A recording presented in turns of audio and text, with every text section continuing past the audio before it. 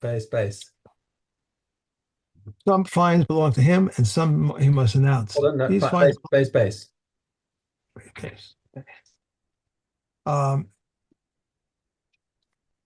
these must be announced. If you found produce in a vessel, or a vessel just as it is, in a money in a purse, or a purse just as it is, piles of produce, piles of money, 3 points upon one or the other, small sheaves in a private domain, loaves of homemade bread, fleeces of wool taken from a craftsman's workshop, jugs of wine or jugs of oil, they must be announced. If behind the fence or behind the wall he found young birds with their wings tied, or in the paths of the fields, he should not touch them. If he found a utensil in a heap of garbage and it is covered, he should not touch it. If it is uncovered, he must take it and announce it. If he found objects in a heap of stones or an old wall, they belong to him. If he found objects in a new wall from the middle toward the outside, they belong to him. From the middle toward the inside, they belong to the owner of the house. If he rented it to others, even within the house, they belong to him. If he found things in the store that belonged to him, between the counter and the storekeeper, they belong to the storekeeper. If he found money in front of a money changer, they belong to him.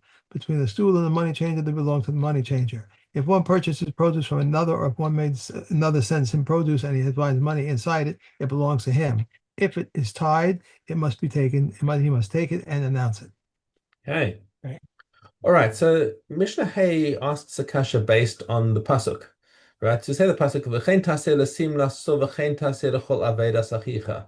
Okay. It says, "So shall you do for his garment. So shall you do Mhm. for any other item that he lost."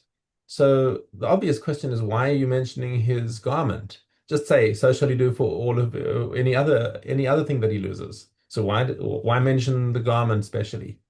Okay, so the Mishnah asks the question: "Afasim lahaisa bichlal kol ele?" Why the garment was mentioned, was in the klal? Lama yatzas? Why did we mention it separately? La kish eleha, because it's coming to teach us a general klal about Avedas. Lo malach masim la miyuchedes. Just as a garment is something that is particular to a person. It is owned by a person. Sheyesh ba simanim v'yesh la tovim. It has things. It'll typically have a person's name in it. It'll have simanim. It'll be unique in some way that a person can identify it, and it'll have somebody who'll come and claim it. Mhm. Okay. Af kol davar. So anything else that is subject to the halachas of Hashavas Aveda, sheyesh bo simanim v'yesh bo lo tovim. It must have simanim, and it must have people who are going to come and claim it. Because if nobody's gonna, if you for example heard that the person was mityaesh, he gave up on his thing. He said, "I've lost it. I'll never see it again." And then you find it afterwards, and you say, "Oh, he gave up on it, so it's mine."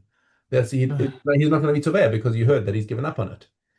Okay, so then you get to keep it.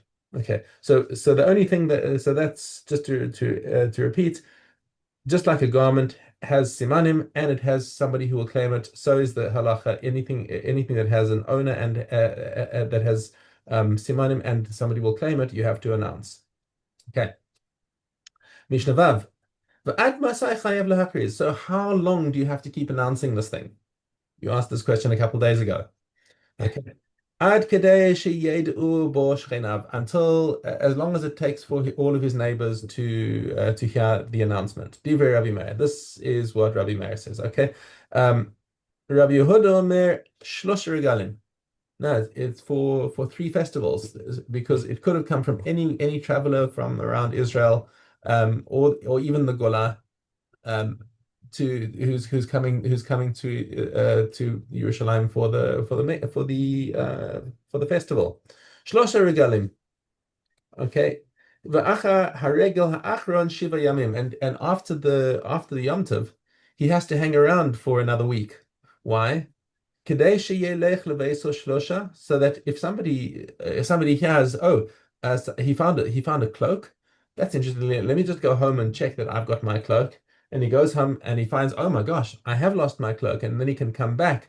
However, this is particularly for people who are within 3 days journey of Yerushalayim. So he can go home, find that his cloak's missing, come back, find him, and say, okay, here's my cloak. It's got this siman, and now you can claim it.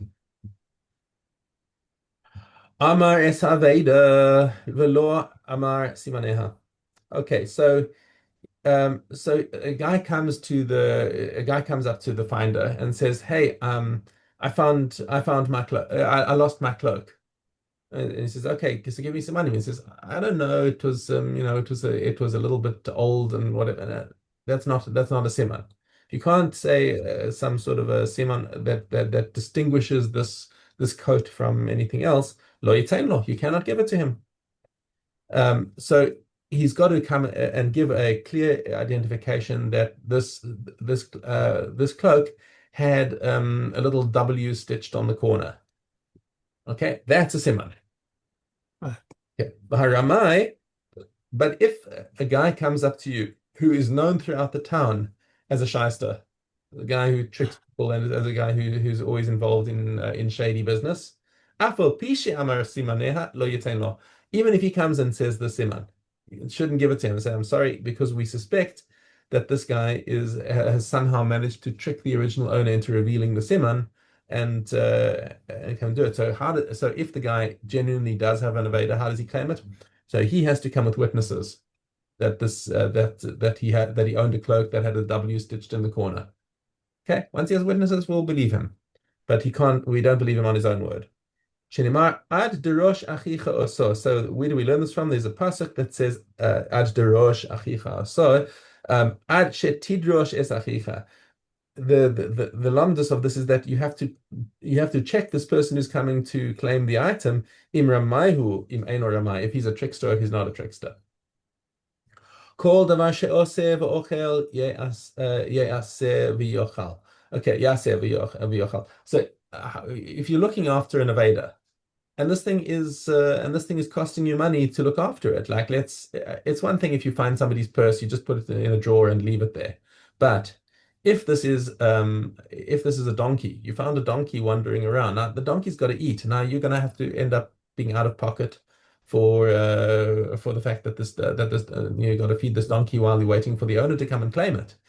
So Elama, anything that says the Mishnah, if it works and it eats, then what you can do is yaseh. So rent out the donkey, take payment for it, and with the payment, give it food to eat.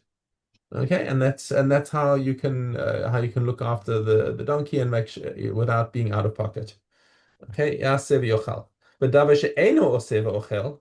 What about it? What about or if it's chickens? If the chickens are laying eggs, sell the eggs and feed the chickens. Okay. However, if it's eino oseh v'ochel, what if it's just something that doesn't produce anything, but eats? Let's say it's a rooster. Okay, it doesn't produce anything, and now he's got to feed the thing. Okay, yimacher. Now he's entitled to sell it and just keep the value. Now the money is nice and quiet, sits in a pouch in his drawer, and he doesn't have to worry about it until the guy comes and claims it. Shinimar v'hashev osa lo. As the pasuk says, you should return it to him. Re'ei hayach tashivenu lo. See what the best way is of returning it to him. Okay, okay, now you've sold this rooster. What's with the money? Are you allowed to use it, or must you just keep it in a bundle in your drawer? Rabbi Tarfon Omer, Ishtamish behen. You have permission to use the money. Okay, it's given to you. It's given to you as a pikadon, but it's given to you to use, and you just have to give the monetary value of the rooster whenever somebody comes and claims it from you. Okay, lefichach im avdu chayev b'achrayosan. It's a double-edged sword. Once you're allowed to use the money, then you're also chayev for that money, even if the original money got lost. Okay, you've got the money, and now you're just going to have to pay back value. Rabbi Akiva Omer lo ishtamish behen. No, says you don't have the right to use that money. You got to keep it in a bag and put it in a safe place. Okay, you're not allowed to use it. But the kula of that is lefichach im avdu. If the money was lost, einu chayev b'achrayosan. You can say, I'm sorry, I've sold it, I kept the money, but the money got lost. So this comes down, by the way, to machlokes if a shomer aveda is considered a shomer sachar or a shomer chinam. Why? Okay, a shomer chinam, I understand. You've taken something on, you're looking after it, you're not getting paid anything for it, so you should be a shomer chinam. But there's also a story to say that he's a shomer sachar because he's getting the schar of the mitzvah. So because it's Okay. now mitzvah and he's earning zchus all the time that he's looking after this aveda, so he's considered a shamisacha, which means that he's now liable for Geneva and Geneva and aveda. Yeah, he's liable now for Geneva and aveda. He's just not liable for an ones. Okay. Okay, and that's it. Let's go back to Bava Kama.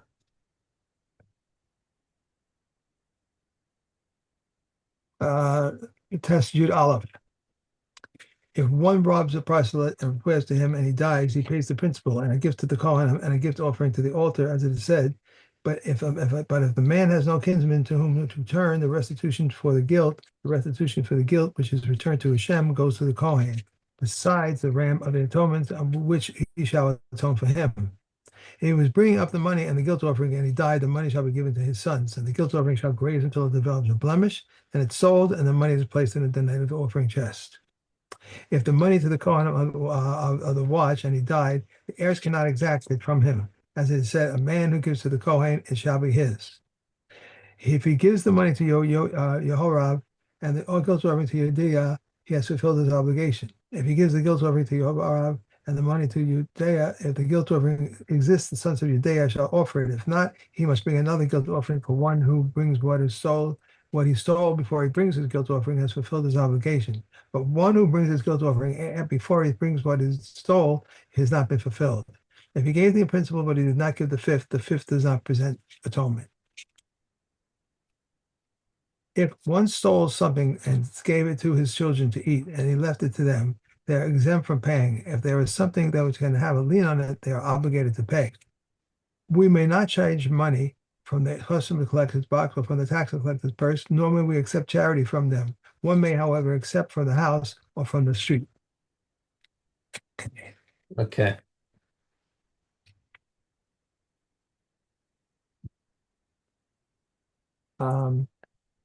They say, if one betrothed a woman and said, I thought that she was the daughter of a Kohen, and lo, she was the daughter of a Levi, or the daughter of a Levi, and lo, she is the daughter of a Kohen, a poor woman, and lo, she is a rich woman, and lo, she is a poor woman, she is betrothed because she did not deceive him. If one says to a woman, you are betrothed to me after I will be converted, or after you will be converted, and after I become freed, or after you become freed, after your husband shall die, or after your sister shall die, and after Yavim shall give you Chalitza, he and she is not betrothed. Likewise, if one says to another, if your wife bears a female, she is betrothed to me. If not, she is not betrothed. If the other's wife was pregnant and her fetus was discernible, his words are effective. And if she bore a female, she is betrothed. If one says to a woman, you are betrothed to me on condition that I will speak on your behalf to the ruler, or I will work for you like a laborer, or he spoke on her behalf to the ruler and he worked for her like a laborer, she is betrothed. If not, she is not betrothed. If he said, on condition that father will consent, the father consented, so she is betrothed. If not, she is not betrothed. If the father dies, she is betrothed. The son dies, they instruct the father to say that he does not consent. Okay. One more. If a man said, I gave my daughter in condition, but I did not know whom I gave it to in condition, then one came and said, I betrothed her, he is believed. And this one said, I betrothed her. And this one said, I betrothed her. They both give a get. If they want, one gives a get and one marries. Okay. Okay, the Durham. Yep. Nadarim Zain Gimel.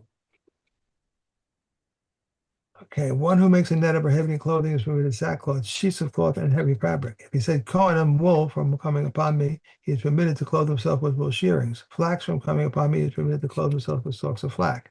Rabbi Yehuda says, all depends on the person making the nether. If he was carrying a load and he perspired and he smelled badly and he said, Kohanim, wool of flax coming upon me, he is permitted to clothe himself with those, but is forbidden to carry bundles of these on his back. Someone who makes a net of prohibiting a house is permitted in the upper story. These are the words of Rav Meir. The sages, however, say the upper story is included in the term house. One who makes a net of prohibiting from the upper floor is permitted to the house.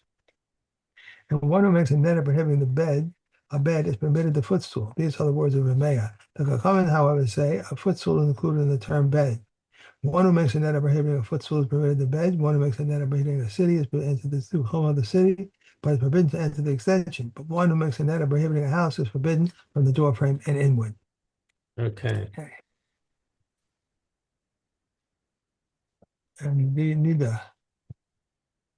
Well, let's do something first.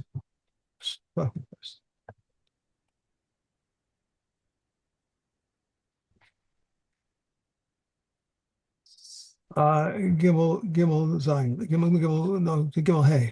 No, go above. Vav. Go above. If the 14th of Nisan falls on the Sabbath, we remove everything before the Sabbath. These are the words of Meah. But the comments say everything is removed at its usual time. And Rabbi Eliezer ben Tzaddik says Truma must be removed before the Sabbath and Kulin at its usual time.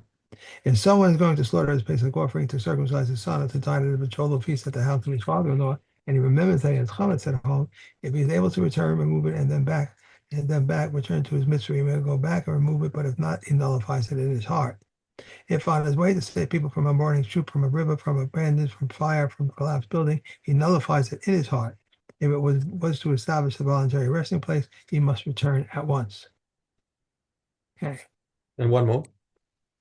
Similarly, if someone left the use of lamb and that he had sacrificed on meat in his hand, if it is passed so for him, he burns it where he is. If not, he must return and burn it before the temple with the wood of the altar pyre. And for how much chametz or meat must he return? Rabbi says in either case when there is as much as an egg.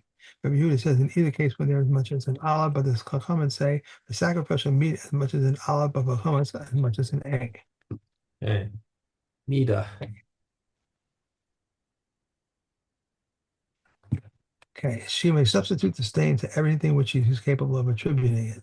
If she slaughtered a domestic animal, a wild animal, or a bird, if she handled garments with stains such on them, or she has sat next to those handling such garments, if she killed a louse, she may attribute the stain to it. Up to what size stain may she attribute to a louse? Rav Kanina ben Hatigno says up to the size of the split bean. And even if she did not kill a louse, she may attribute the stain to her son or to her husband. If she has a wound covered by a scab, which could peel and bleed, she may attribute the stain to that wound. There was an incident with a certain woman who came before Rabbi Akiva. She said to him, I found a blood stain. He said to her, perhaps you had a wound. She said to him, yes, but it healed.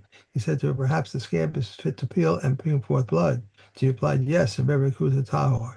He saw his students looking at him at one another in amazement. He said to them, what is the matter difficult in your eyes? For the sages not exact the tumor of blood stains to be strict, but rather to be lenient. For it says, when a woman has a discharge and judge from her flesh being blood, but blood is not a blood stain. Regarding an examination cloth that was placed under the pillow and blood was found on it. Hold on. I think that's it. That's it? Okay. That's it until Dalet. Yep. All right. And last we have Bechoros. Gimel Yud. The Bechina ben Atigno says if he has a wart on his eye or the bone of his foreleg on or hind leg is notched or the bone in his mouth is split, the one eye is large and one is small, or one is visibly large and one is small, it is a blemish, but not if it must be measured. Rabbi Yehuda says also if one of the testicles is twice the size of the other, but the sages do not concur with him. If a calf's tail does not reach the knees joint, the sages say the growth of all calves is in this manner. As long as they grow, they stretch out. Concerning which knee joint did they speak, the Rebbe cannot ben Tignos concerning the knee joint that is in the middle of the thigh. By reason of these blemishes, a Bechor may be self-slaughtered, and unfilled consecrated animals may be redeemed because of them. On account of the following blemish, one may not slaughter either in the temple or in the provinces. White flecks or water that was not permanent, or black teeth that were notched but not uprooted, or an animal that has scabs or water or boils of an aged animal, a sick one admitting an offensive odor, one which has a sin which was committed, or that killed a person by the testimony of one witness, or the confession of the owners, an animal of undetermined gender, or an androgynous animal, the one may not slaughter these in the temple or in the provinces. Which Ishmael says there is no blemish greater than this. The sages say it is not a Bechor, and it may be sheared and worked with. Okay, and we're done. Okay. All right. Well, have a great, lovely Shabbos, and we'll see you Metzia Sunday. See you Sunday.